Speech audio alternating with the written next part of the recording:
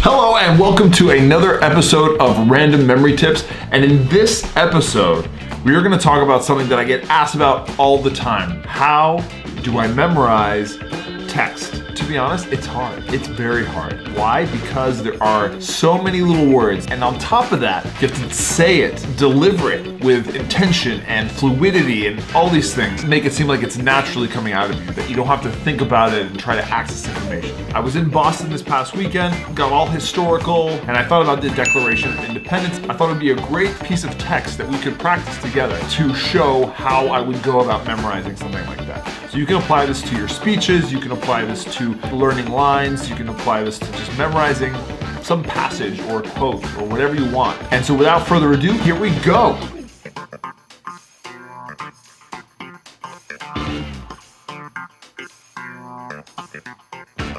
I have the first paragraph of the Declaration of Independence in front of me. So you read through it a few times just to kind of get the gist. And it's okay if you don't memorize it at that point. The next step is to use that memory palace. Again, I'm using that memory palace. It is the go-to thing to use when you have to memorize something. And memorizing text is no different. Among memory athletes, a lot of us kind of battle back and forth. What's the right way to approach memorizing text? Is it one, memorize every single word by putting them all in memory palaces, or memorize the general phrasing of a poem or text and place those ideas in the memory palace and then rehearse it enough so that you know the filler words. On one hand, this will guarantee that you get everything because you're putting everything in your memory palace, whereas this one is more the idea, and then you're going to use that repetition rehearsal to fill in the words. The memory part is a lot easier. I believe that if your goal is to get something across very fluid and natural, that this option is the way to go, because you're going to have the ideas in your head and the rest will be rehearsed. So you can use your memory palace as a guide to help you through what you memorize, but the other stuff is super internalized. All right, so I've broken up that first paragraph into 11 different phrases. They vary in size and length and complexity. I split up where it felt right. With a poem, this would be easier because there's gonna be a certain beat to it. With text, maybe if it's a sentence short enough, that's your phrase. If it's like a conjunction, you can stop it at and or whatever feels right. Each of those phrases are gonna be turned into a picture or a series of pictures that we put in our memory palace, like we've done before. To do this with you, I want to choose a memory palace that we can do together. What I was thinking is we could use a map or journey through the United States, using the more familiar cities as the locations for our memory palace. So I've chosen 11 cities around the country, and since I'm from Miami, we'll start in Miami. That'll be our first location. And so what we'll do is we'll kind of make our way up the East Coast, across the country, and to the West Coast. So it's easy to remember that. Each city, we'll kind of choose something that reminds us of that city to find an anchor. So we'll be in Miami, next could be Washington, D.C., then Philadelphia, New York City, Boston, Buffalo, which is where Niagara Falls is. To the middle of the country, that's Chicago, Denver, Las Vegas, LA, and if we go up a little bit, we have San Francisco. Got it? So we're starting in Miami, and we have our first little segment, which is going to be when in the course of human events. Now remember, I'm not doing it word for word. That's going to be a different approach. I'm trying to go for the one that's quickest, and I think this is the quickest. When I look at that sentence, I gotta choose kind of the key words, key features, and in my head, I see course, human events. So I kind of string those words into a little image, and I'm gonna attach it to Miami. When I think of course, I think of like a boat on its course. You can imagine a boat is on course, arriving at Miami Beach, and there's a lot of human events going on right there. Maybe a lot of those events are very bizarre and of a particular taste. There's a course to all of these human events. Boom, that's it. That's the first one, we got it. When you're trying to remember this, you're gonna say, okay, I started Miami Beach, course human events. Of course, you're not gonna say course human events because that's not the line, but once we finish this step, you're gonna start filling in the words. So then all you have to add to that is when in the and of. All right, let's move on. Next up, we are moving to Washington, D.C., okay? And my picture for that was a Declaration of Independence. So the next phrase is, it becomes necessary for one people. So I can picture one person, and I'm just gonna imagine that it becomes necessary for that one person to have this document. Like, he's breaking into this museum where the Declaration of Independence is. He's just overcome by how necessary it is for this one person to have this document. So it becomes necessary. Next up, we're moving up to Philadelphia,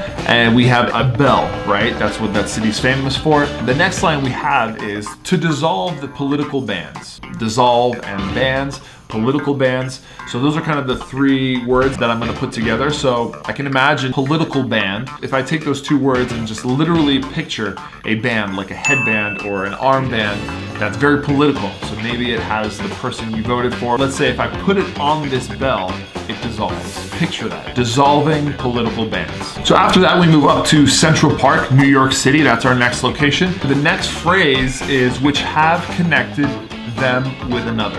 I'm in Central Park, that's my location, and there's a which is that first word of the phrase. Connected with another. So I'm gonna picture this witch running around Central Park, connecting them. Let's just imagine that them is kind of all the people in the park. So I'm gonna picture this witch going up to people and connecting them. Maybe she literally creates some sticky glue that connects them all together. After New York, we go up to Boston. It's the next city up. And our picture for Boston was Harvard, which has a beautiful campus and is very historic. The next line is, and to assume among the powers of the earth. Powers of the earth, that's kind of a nice little chunk. I can picture that. And assume, I'm gonna say assume, even among, might wanna include that. Assume among powers of the earth. When I hear the word assume, I think of a big ass. And then among kind of sounds like a monk. So I'm gonna picture an ass on top of a monk. As this ass touches the monk, he suddenly has all the powers of the earth. Earth around him vibrates and he's suddenly powerful because of this ass touching this monk. We have to tie this to Boston somehow. We're using Harvard. So imagine this monk is studying at Harvard. Somewhere on campus, you can picture a generic university. An ass touches this monk and he has all the power of the earth. All right, we're getting there. The next one is Buffalo, which was the Niagara Falls, famous waterfall on the border of US and Canada. And our next line is the separate and equal station. I'm gonna think of separate and equal and a station. So I'll think like a train station. Imagine next to this waterfall, separate to this waterfall, but equal, right? They're both equally regarded as interesting things to see, right? You have this massive waterfall and you have this separate but equally cool train station. Okay, and maybe that train station goes right over the cliff just like this waterfall does. It's separate, but it's equally interesting, and it's a station. Next up, we move west in our little mental map of the United States, and we're in Chicago. I think of pizza, right? Their amazing deep dish Chicago pizza. That's gonna be my anchor for the city of Chicago. And the line I have to remember is, to which the laws of nature. Again, I have the word which, and to which, so I might think of two witches. Let's imagine them inside a pizzeria, these two witches sitting across from each other, and they are bending the laws of nature to create the most amazing pizza in front of them, and they're just scarfing it down. They love pizza. They're having a chat, banter back and forth that witches do. To which the laws of nature. We're getting to the end here. We're gonna keep going west to Denver, where our picture was a mountain, because Denver's known as the Mile High City. It's near the Rockies, so mountain. The next line is, and of nature's God entitle them. In this one, nature's God and entitle them really are what stick out. I'm gonna picture on top of this mountain is nature's God. Not just God, but nature's God. So maybe to make the difference, maybe imagine that nature's God is just like, covered in grass and twigs and very tree-like. And he's giving titles to everyone, them. Nature's God, top of the mountain, above everyone, handing out titles to everyone. Them. Now we move on to Las Vegas. Bright lights, casinos, the strip, everything. And our phrase here is a decent respect to the opinions of mankind. I'm gonna remember decent respect and opinions of mankind. We're in Vegas, we're in Sin City. So imagine you're in a casino, people are just drinking and gambling, people that are dressed to the nines, some are very inappropriate, whatever. It's Vegas, right? You walk into this casino, you try to give a decent respect to everyone. You're not judging anyone, everything. Have And Vegas stays in Vegas. So you have a decent amount of respect for people.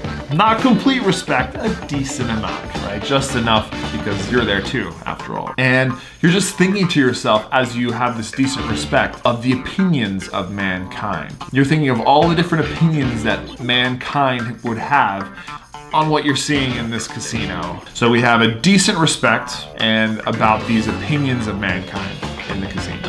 So we're the last two. Now we move to LA. We're the West Coast. LA, I think of like these really tall palm trees that they have in LA. You know, think of Beverly Hills. And our line here is requires that they should declare. You're going down Beverly Hills, maybe there's all these fancy houses, you're seeing celebrities, these palm trees.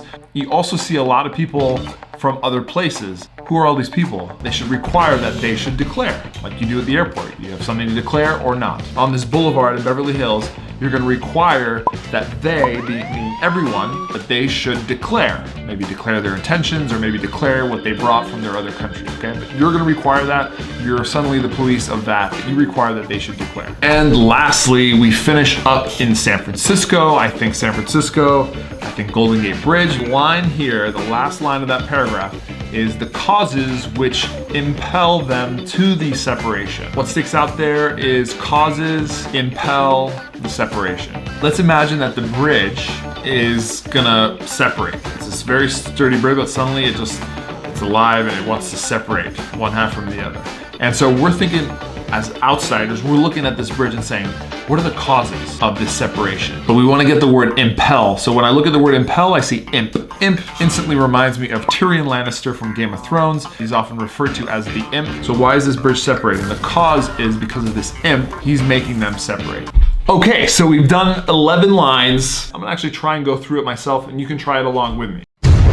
Course human events becomes necessary for one people, dissolves political bands, which connected them with another. Assume among the powers of the earth a separate and equal station, to which the laws of nature's God entitled them. A decent respect for the opinions of mankind, something like that, requires that they should declare. Causes which impel them to the separation. There you have it. That was pretty good, actually. Okay, so now you have that in your mind. What you have to do now is slowly add the pieces back. And this is where you study those filler words. Some of those lines we have perfect, some of them we have maybe 50%, and somewhere we have in between that, right? What's nice is now I can look at it with this text mapped out in my mind with this memory palace. And remember, we use the United States as a memory palace. You can use your house, you can use a video game, a movie, whatever you want. Any place you know well that you can navigate through. You can store those images on locations through that journey. That's it. We've just memorized the first paragraph of the Declaration of Independence. If you want to get really good at it, you just got to rehearse it in your head and get those filler words. It might take you another 10 minutes. That's it for today. Please subscribe, like, share, and I'll be back with another video very soon. Thanks for watching. Love you guys. I'm out.